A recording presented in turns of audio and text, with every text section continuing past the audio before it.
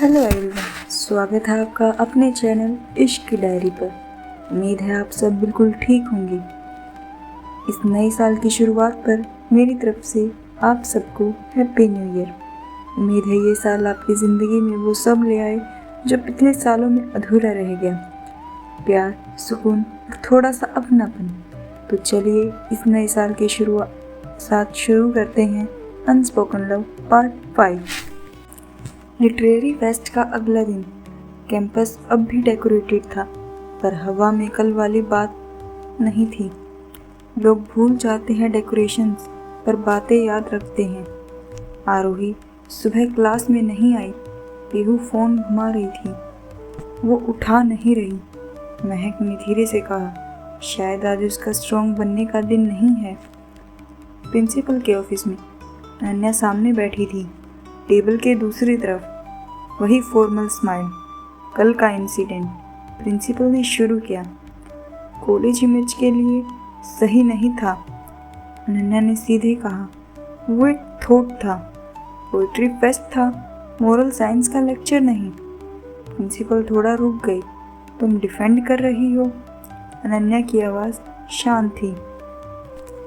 मैं रिस्पॉन्सिबिलिटी ले रही हूँ।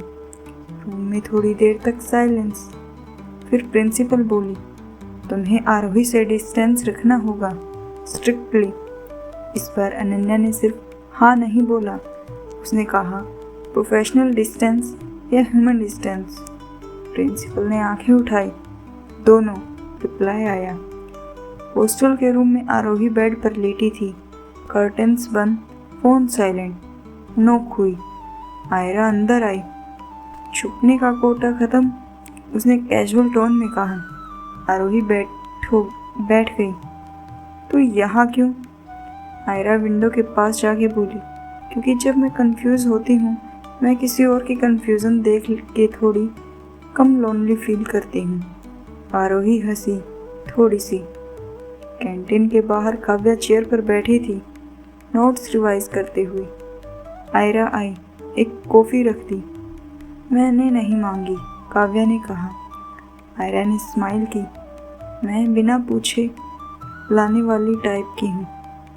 काव्या ने कॉफ़ी पकड़ी, उंगलियाँ टच हो गई। दोनों रुक गई, बस एक सेकंड। काव्या ने आंखें नीचे कर ली, आयरा ने नहीं। आरोही शाम को कैंपस आई। फ्रेश नहीं, परफेक्ट नहीं, बस प्रेजेंट। प्रैक्टिस रूम के बाहर अनन्या खड़ी थी। जैसे ही नजरें मिली, दोनों रुक गई। इस बार भागने का ऑप्शन नहीं था।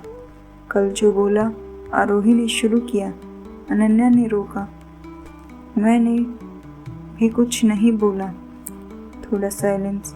फिर अनन्या बोली, तुम्हें पता है तुम्हारा होना मेरी जॉब के लिए प्रॉब्लम बन सकता है। आरोही ने धीरे से कहा, मेरा ना होना मेरे लिए प्रॉब्लम है। ये लाइन अनन्या के लिए वार्निंग नहीं, सच्चाई थी। तुम यंग हो, अनन्या ने कहा, तुम्हें कंफ्यूज होना अलाउड है। आरोही ने पहली बार कॉन्फिडेंटली कहा, कंफ्यूजन वीक नहीं होता मैम, प्रिटेंड करना होता है। अनन्या ने आंखें बंद की। इस बार बचना नहीं मिला। दूर से आयरा और काव्या ये सब देख रही थी। काव्या ने पूछा, ये इतना मुश्किल क्यों होता है? आयरा ने रिप्लाई दिया, क्योंकि फीलिंग्स रूल बुक नहीं पढ़ती। अनन्या ने आरोही को देखा, बिल्कुल सीधा। मैं तुमसे दूर रहने का डिसीजन ले सकती हूँ, उसने कहा, पर ये कहना कि कुछ महसूस ही नहीं करती, वो झूठ होगा। आरोही की आंखों में आंसू थे, पर स्माइल भी। बस इतना काफ़ी है, उसने कहा। अनन्या ने एक कदम पीछे लिया। इसका मतलब ये नहीं कि मैं तुम्हारे पास आ रही हूँ। आरोही ने हाँ में सिर हिलाया, पर इसका मतलब ये भी नहीं कि मैं गलत हूँ। रात को अनन्या ने रेजिग्नेशन ड्राफ्ट खोला, सेंड बटन तक गई, फिर बंद कर दिया।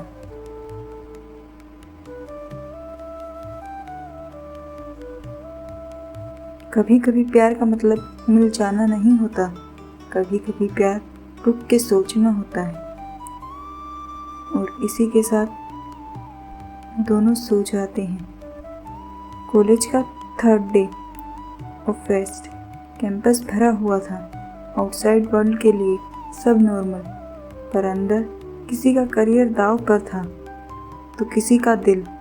सुबह स्टाफ रूम में अनन्या अकेली बैठी थी। रेजिग्नेशन ड्राफ्ट फोन में ओपन था। नैना कॉफ़ी ले आई। तुमने पूरी रात सोचा? अनन्या बिना देखे बोली। मैंने पूरी रात सिर्फ ये सोचा कि मैं गलत हूँ या सिर्फ सच्ची।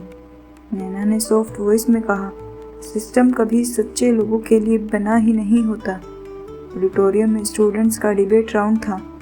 Topic expression of love, personal right और सोशल रिस्क। आरोही नेम लिस्ट में था।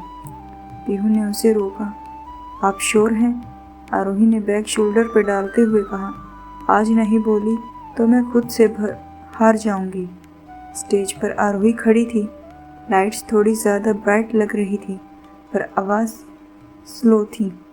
लव एक एक्ट नहीं होता जिसे आप जज कर सको, उसने कहा। ये एक एक्सपीरियंस होता है जिसे इग्नोर करके हम खुद को ही तोड़ देते हैं।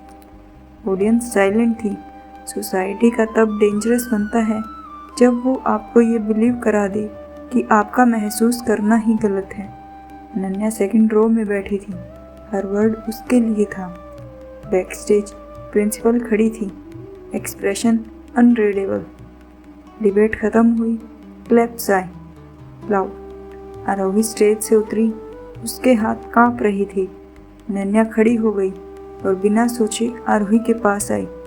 तुम्हें आइडिया है तुम क्या कर रही हो? आरोही ने सीधा देखा। हाँ, और पहली बार मुझे डर नहीं लग रहा। दूर से आयरा और काव्या खड़ी होकर देख रही थी। काव्या ने धीरे से पूछा, ये भी गलत है क्या? आयरा ने उसका हाथ पकड़ा। गलत तब होता जब हम झूठ बोलते। काव्या ने हाथ नहीं छुड़ाया। प्रिंसिपल पास आई। अनन्या, उसने कामली कहा, we need to talk. Ananya ने सिर्फ एक बार आरोही को देखा। आरोही ने नोट किया, जाइए। ऑफिस में डिसीजन क्लियर था। Either you take a transfer, principal बोली, और वी एस्केलेट। तुम एकदम शांत। अनन्या ने पूछा, ट्रांसफ़र के बाद मैं टीचर रहूँगी? बिल्कुल, अनन्या ने बिना सोचे कहा। Then I will take it. Principal थोड़ा सरप्राइज थी। शाम को आरोही टेरेस पर थी। अनन्या आई। तुम्हें पता है मैंने क्या चूज़ किया? आरोही ने धीरे से कहा, मैं गेस कर सकती हूँ। अनन्या की आवाज़ थोड़ी हैवी थी। मैं भागी नहीं, बस जगह बदली। आरोही के आंसू आए, पर वो मुस्कुराई। मतलब कहानी ख़त्म नहीं हुई। अनन्या ने पहली बार उसका हाथ पकड़ा। पब्लिक नहीं, छुपा हुआ नहीं, बस जेंटल। अब शुरू होने का चांस मिला है, उसने कहा। आयरा और काव्या नीचे लॉन में बैठी थी।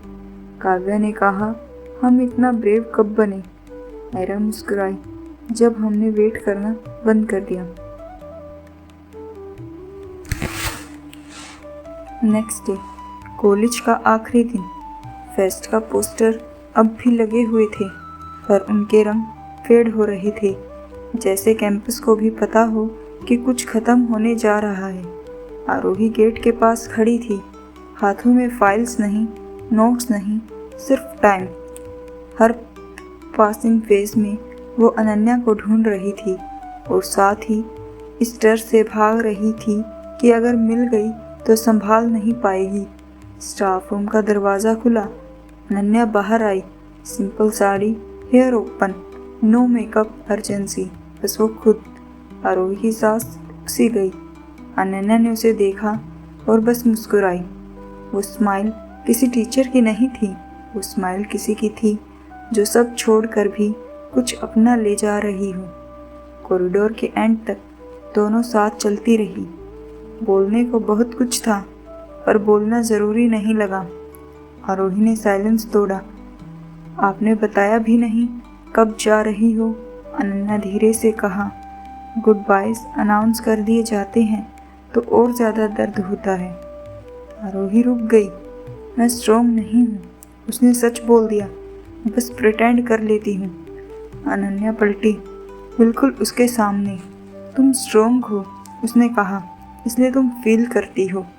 कैंपस के पीछे गार्डन में बेंच पर बैठ गए, वही जगह जहाँ आरोही पहली बार उसे सिर्फ मैम नहीं लगी थी। अनन्या ने बोला, मैं तुमसे प्रॉमिस नहीं कर सकती कि सब इजी होगा। आरोही ने आंखें उठा के देखा, मुझे इजी नहीं चाहिए। अनन्या ने थोड़ा सा हाथ आगे बढ़ाया, रुका, फिर आरोही का हाथ थाम लिया। बस ये जान लो, उसने धीरे से कहा, तुम एक फेज नहीं हो मेरी जिंदगी का। आरोही के आंसू गिर गए।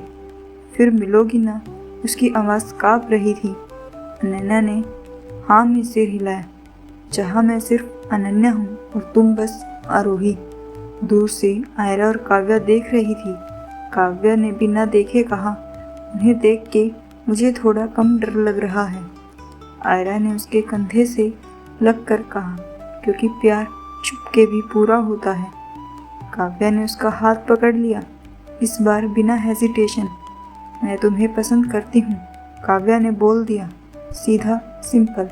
आयरा ने स्माइल की, गुड, मुझे वेट करना बिल्कुल पसंद नहीं। अनाउंसमेंट हुई, Ananya ma'am please report at the gate. Ananya खड़ी हुई, आरोही भी। रोकोगी नहीं? अनन्या ने सॉफ्टली पूछा। आरोही ने सिर हिला दिया, अगर रोकी तो फिर कभी जा नहीं पाओगी। अनन्या ने उसके फोरहेड पर बस एक सेकंड के लिए अपना हाथ टिकाया। पब्लिक था पर कोई सीन नहीं, बस रिस्पेक्ट और प्यार। गेट पर अनन्या ने एक आखिरी बार मुड़ कर देखा। आरोही वही खड़ी थी, स्ट्रॉन्ग, टूटी हुई और पूरी। रात को आरोही ने डायरी लिखी, जो लोग कह देते हैं प्यार मिलना ज़रूरी होता है, उन्हें पता नहीं कभी कभी प्यार इंतज़ार बनना ज़्यादा ज़रूरी होता है।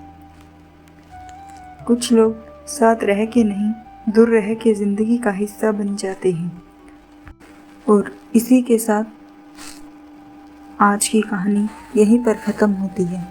अगर इस कहानी का कोई भी एहसास आपके दिल को थोड़ा सा भी छू गया हो तो चैनल को सब्सक्राइब करके अपना प्यार ज़रूर दिखाइए। मिलते हैं बहुत जल्द नेक्स्ट पार्ट के साथ। तब तक अपना ख्याल रखिए, मुस्कुराते रहिए और एक बार फिर से हैप्पी न्यू ईयर।